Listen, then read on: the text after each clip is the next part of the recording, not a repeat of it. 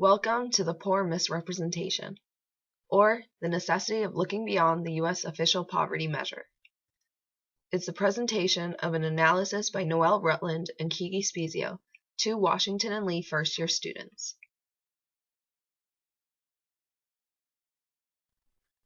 Most of us are used to hearing things about poverty or poor people. We even have a measurement that supposedly tells us the number of poor people living in the United States every year. But what do they all really mean? First, we think that we should define poverty clearly before trying to even address the issue.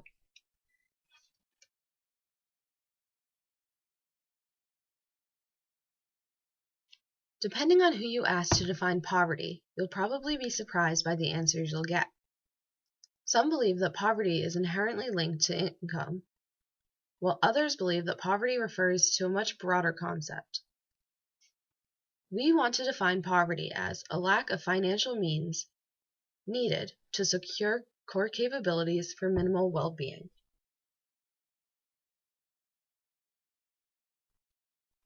You may be wondering why capabilities matter.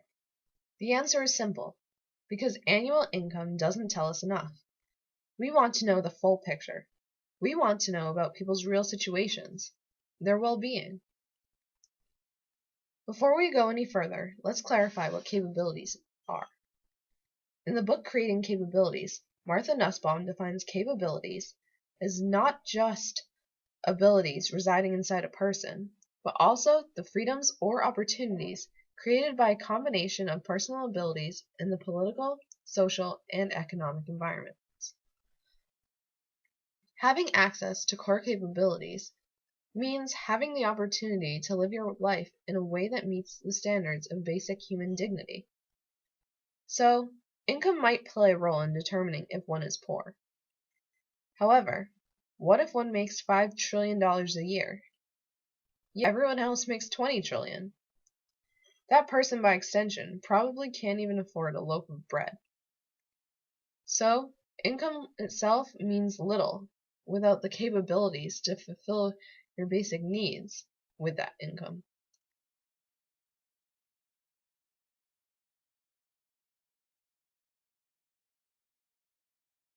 The other part of our definition of poverty relied on financial means.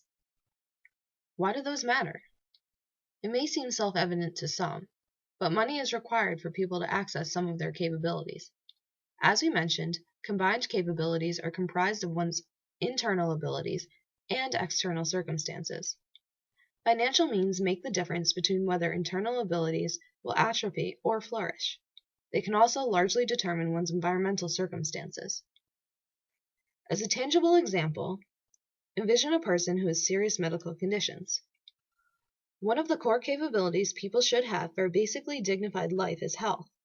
If they don't have good health, that means they need the financial means to secure it. People who have high medical needs aren't by default poor. It's only when these needs aren't able to be met that we use that word to describe them.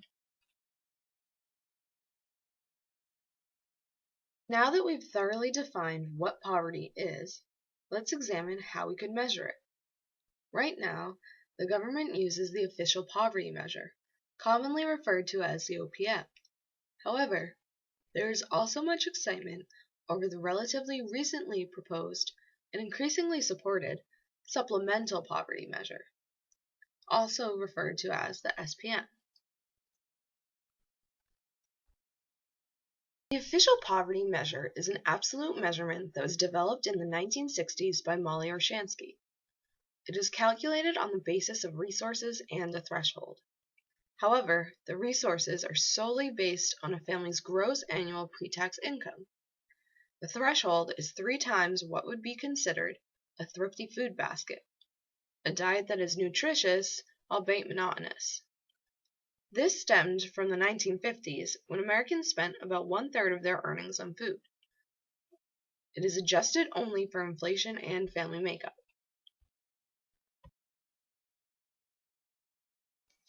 We believe the OPM is necessary, but it should not be our only measure of poverty. The OPM still retains some value despite the frequent criticisms receives. Foremost, it is a number that offers consistent longitudinal analysis. Because this measure has been used for so long, we can therefore compare poverty rates over time. Also, the OPM is a simple determining factor for benefits from many U.S. poverty policies.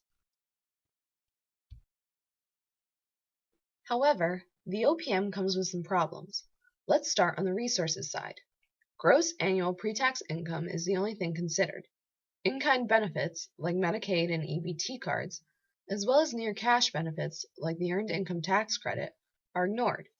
The non-discretionary expenses of people's daily lives, like commuting to work, childcare, and medical costs, are also overlooked. Lastly, the OPM does not take assets, savings, or debt into account. Now, let's look at the threshold side. The OPM just doesn't factor in standard of living. It ignores geographic differences, though the cost of living in New York City might be significantly higher than those in suburbia, and utilizes an outdated formula. Today, we spend about 1/6 of our earned income on food expenses. However, we're still using the thrifty food basket times 3 approach. We also no longer live in households of only family. Realistically, more people are cohabiting and less are married to each other. The OPM only looks at family makeup, meaning people related by blood or marriage. But what about those who are living together, whose resources are pooled in order to help the household survive? The OPM is only concerned with income and thrifty food basket costs, so it also doesn't capture the depth or proximity of poverty.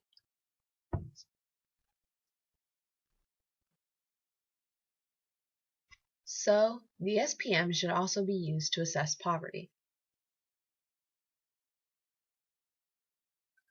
The supplemental poverty measure is a quasi-relative measure that is more complexly calculated than the OPM.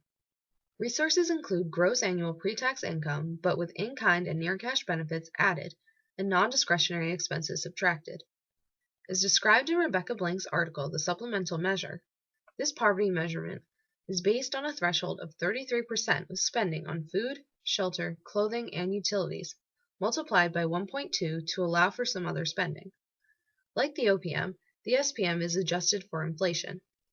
However, the SPM expands the definition of family makeup into household composition by also including any cohabiting partners and their relatives. Additionally, the SPM factors in geographical differences. The benefits of the SPM may seem intuitive, but it is important to note that they significantly outweigh the risks of adopting the SPM. The SPM lacks longitudinal advantages since the OPM has been calculated exclusively, and as it is so complex, the SPM will not produce a simple value that can be easily used to determine one's eligibility for governmental benefits.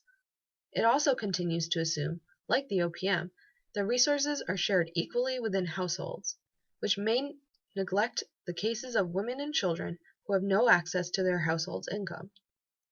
With all of this considered, the benefits are still more pressing because the SPM is a new measure, and as Blank stated, new measures provide new information.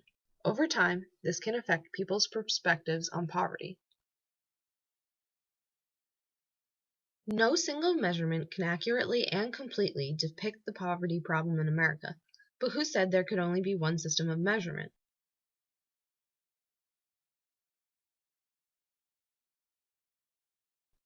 Instead, we advocate for combining the OPM and SPM in order to adequately and more effectively measure whether or not people have the financial means needed to access their core capabilities. Neither the OPM nor the SPM should stand on its own. Because the OPM is income-based, it provides a glimpse of the financial well-being of households. It is easy to calculate. The SPM to a degree measures people's functionings, meaning whether or not they are actually fulfilling their needs for food, clothing, shelter, and utilities. Earlier, we defined poverty as a lack of financial means needed to secure core capabilities for minimal well-being. So, you may be wondering why we don't support a purely capabilities-based measurement. Simply, it is because there is no real practical way to measure them, because as Sen wrote in The Quality of Life, the conversion of income into basic capabilities may vary greatly between individuals. Instead, we can assess capabilities by looking at functionings. Though Nussbaum argues in creating capabilities that we are familiar with other more qualitative styles of measurement, poverty for most is tied to income. Certain substantial freedoms are needed for well-being, but the denial of some can be more closely related to experiencing social injustices than being in poverty. In conclusion, the best way to define poverty in the U.S. today is the lack of financial means to access core capabilities. And by extension, a better way to measure poverty is by combining the OPM and the SPM. For more information, please refer to our works cited and referenced. Feel free to comment below, as our intentions are to initiate more conversations about poverty, not to dictate the sole solutions.